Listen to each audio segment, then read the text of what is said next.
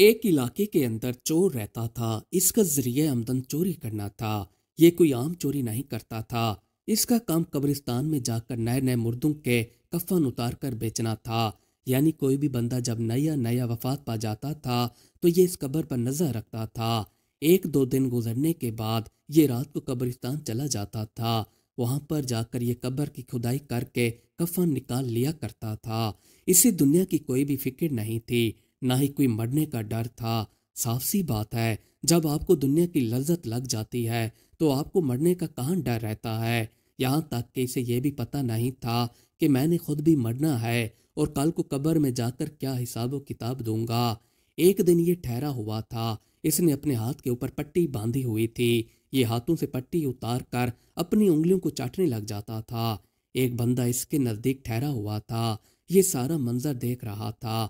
یہ اس کے پاس چلا آیا اور آ کر کہنے لگا کہ میں آپ کو کافی دیر سے دیکھ رہا ہوں کہ کچھ دیر گزرنے کے بعد آپ اپنے ہاتھوں کی انگلیوں سے پٹی اتار کر انہیں چاٹنے لگ جاتے ہیں۔ آخر ماجرا کیا ہے جو ہمیں نہیں پتا، جبکہ بظاہر تو آپ کے ہاتھوں کی انگلیوں پر کوئی زخم کا نشان بھی دکھائی نہیں دے رہا اور نہ ہی کوئی ایسی میٹھی چیز دکھائی دے رہی ہے کہ جس کو آپ چاٹنے لگ جاتے ہیں۔ کیا آپ ہمیں اس کا راز بتا سکتے ہیں؟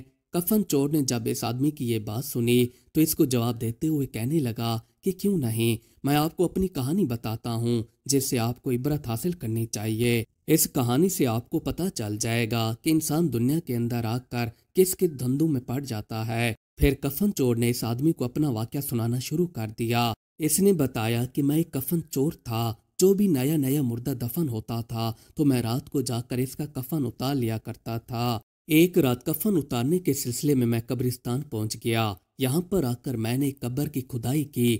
ابھی میں نے قبر کی کھدائی مکمل ہی نہیں کی تھی تو میں نے قبر کے اندر جھانک کر دیکھا تو مردے کے منہ میں پانی کے قطرے جا رہے تھے، یعنی قبر کی چھت کے اوپر سے قطرے ٹپک کر سیدھے مردے کے منہ میں جا رہے تھے۔ جب میں نے یہ منظر دیکھا تو میں کافی دنگ رہ گیا۔ اب میں نے سوچا کہ کیوں نہ قریب جا کر اس پانی کو دیکھا جائے کہ آخر یہ کیا چیز ہے جو اس مردے کے منہ میں جا رہی ہے۔ پھر میں نے قبر کے اندر جھانک کر دیکھا تو اندر کافی خوشبو تھی۔ اس کے بعد میں نے ان قطروں کو اپنے ہاتھوں کے اوپر ڈال کر اپنے منہ کے قریب کیا تو یہ کافی میٹھا پانی تھا۔ اس کی خوشبو اتنی مہک رہی تھی کہ جو دنیا کے اندر میں نے آج تک نہیں دیکھی تھی۔ پھر میں نے فوراً قبر کا منہ بند کر دیا اور واپس قبرستان سے نکل کر گھر کی طرف چلا آیا۔ میں نے جس ہاتھ سے ان قطروں کو چھوا تھا میرے اس ہاتھ سے خوشبو آ رہی تھی۔ میں اس خوشبو سے کافی لطف اٹھانے لگا۔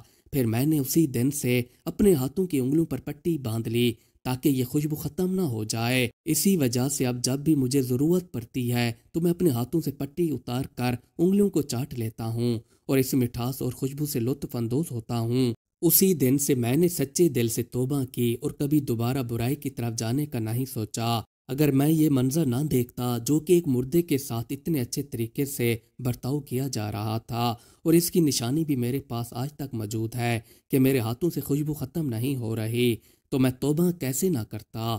میں نے تمام برے کام چھوڑ دیے۔ ہاں، مجھ سے کافی غلطیاں سرزد ہوئی ہیں۔ میں مردوں کے کفن اٹھا کر بیچ آیا کرتا تھا۔ مجھے اس میں ذرا بھی ڈر نہیں لگتا تھا، پر اب مجھے ڈر لگتا ہے اور میں نے قبر کی ایسی زندگی دیکھ لی ہے۔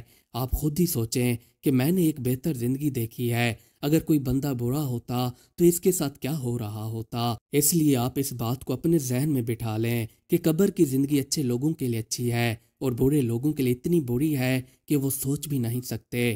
مزید اچھی ویڈیوز دیکھنے کے لیے ہمارے چینل کو سبسکرائب کر لیجئے۔ Thanks for watching.